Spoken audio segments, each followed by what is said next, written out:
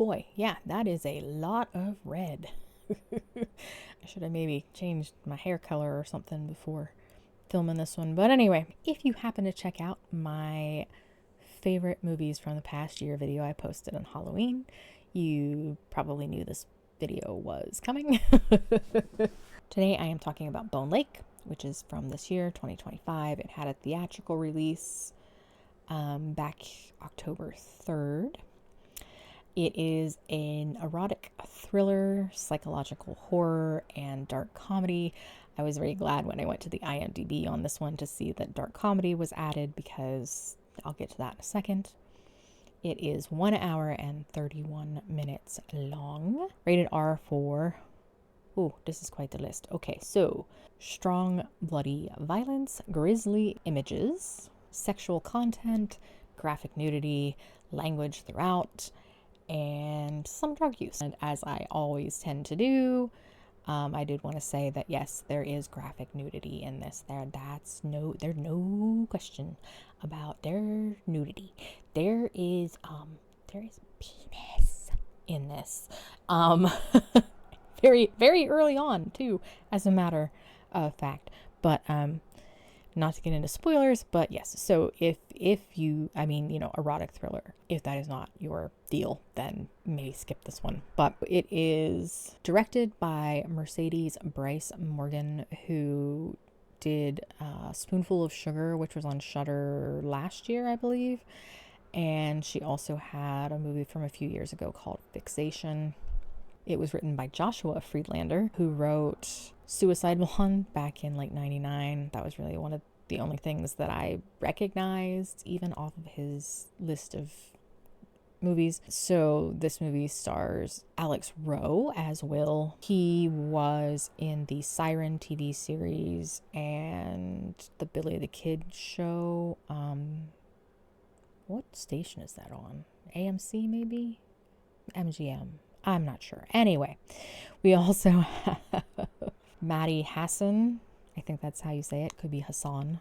But Maddie Hassan as Sage. She was in the previously mentioned Fixation from the same director.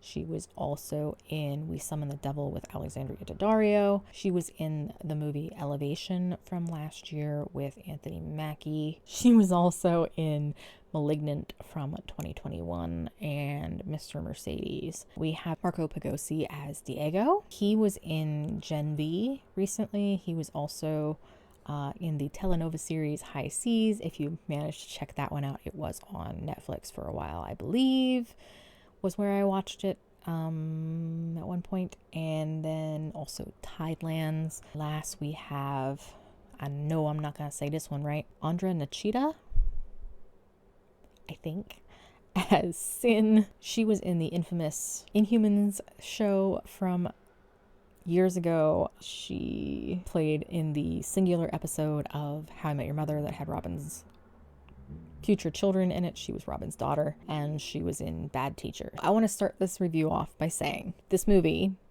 is not what you think it is, okay? And that's why I said I'm glad that they added dark comedy to the IMDb page, because the marketing for this movie makes it seem like this is just a slasher movie with some TNA and lots of gore in it. That is not what this movie is. And that is why I wanted to do a review of this one. Gonna start off with the pros, of course, like I always do. The first thing is the acting. As you noticed, I'm sure none of these actors are big name actors. These are not people that are known. They don't have a ton of credits to their name. They have been acting, but not in like starring roles, and they definitely not well known at all. That being said, the way that they play their characters is fantastic. They all do such a great job with the characters they are given. They're really easy to sympathize with, but also at times become frustrated with because they're very believable as people. And that is very important for a story like this. The basic premise of this is that you have two couples who end up going to what is basically like an Airbnb. Each couple has separately tried to go there to book it, and then it's like double booked and they have to decide what to do. So there's a lot of tension in this. There's great atmosphere. It's easy to sympathize with the situation, along with get kind of frustrated with some of the ways that the characters are handling the situation. And this makes for some wonderful, wonderful moments of comedy, along with just general awkwardness. There's tension, but the movie is not afraid to kind of poke fun at the absurdity of its own premise. And that is very important, especially for a film like this. I know I said that before with movies like Drop and other films, that just the premise, the more you get into what this movie is, because it's not just it's not just about double booking an Airbnb, and the more that you get into the premise of this, the more absurd it gets, the more comedic it gets on a lot of levels, and the more the movie is not afraid to kind of poke fun at how just absurd everything is.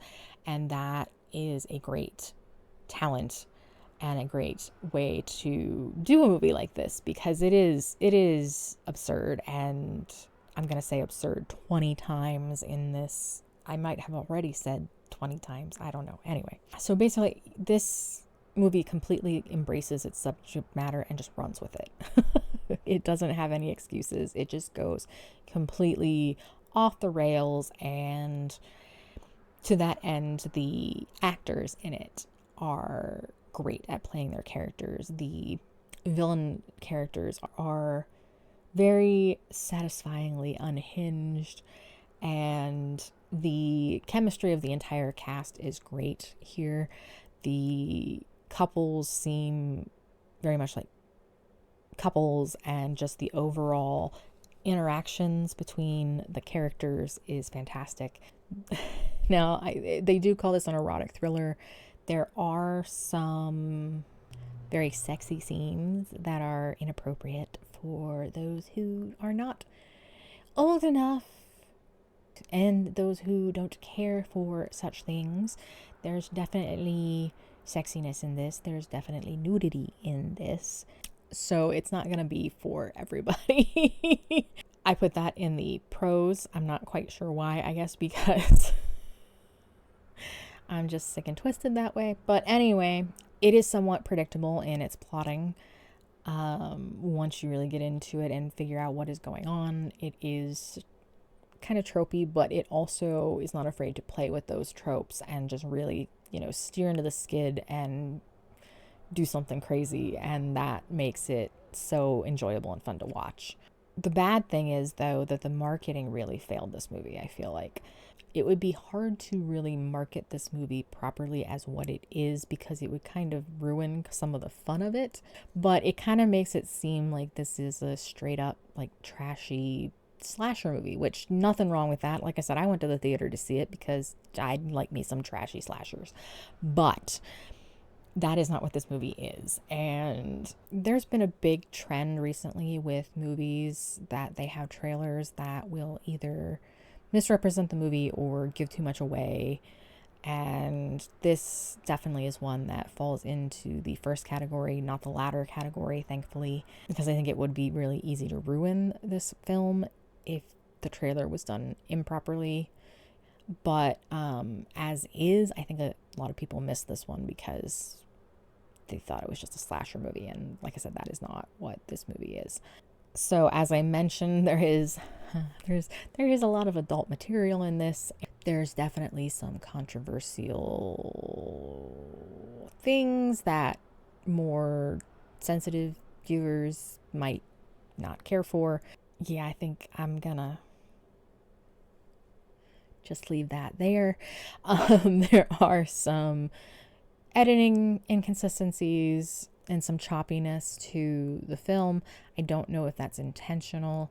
I do feel like, yeah, there are some weird, almost like time shifts, that some of the timing gets a little muddied and things seem kind of inconsistent, but that might be on purpose. I don't really know. I only noticed it in a couple places. It wasn't enough to lessen the movie, in my opinion. So, and speaking of my opinion, I know that a lot of people, their mileage on this one will probably vary. This is a very specific kind of movie for people with a very specific kind of humor and a very specific kind of taste. And it was right up my alley. I did not realize that going in, as I said, and to be surprised, have this very crazy movie kind of just come out of nowhere. I was very, very pleasantly surprised. It is very much an acquired taste. And it's not going to appeal to everyone. If you like movies that play with genre tropes and ones that have have a very crazy, absurd, there's absurd again, premise, and just go for it. They just decide, we're just going to do it. If you like that kind of thing, then maybe check this one out, because it is off the wall. It has shades of Who Invited Them, which a lot of people I'm sure haven't seen, but was on Shudder a few years ago, which is a very enjoyable, also horror comedy. It has a lot of similarities to that in the way that it presents itself and the way that it just kind of runs with this really crazy premise that it has. There's also a little bit of Speak No Evil in it, with some of the ways the characters react to things. But it is completely its own thing, though. It is not really like either of those movies. It has shades of them. It has some things that are common with them, but it is not either of those movies. It is totally its own thing. It is very witty, in my opinion, and has a wonderful sense of awkwardness and comedy. Comedic timing is great, and it also has some really great gore scenes in it. So for me, this one was just a really fun watch. Like I said, it's not going to be for everyone, but I really, really enjoyed this. And I think that if you are someone who is into more unique movies, you might enjoy this one. And I know I did, and I will be watching it again as soon as I can, like when it comes on streaming or whatever. I think that's going to be it for this one. Thank you guys so much for watching. Really appreciate you stopping by and hanging out with me today, and I hope that I will see you in the next one. Thanks. Bye.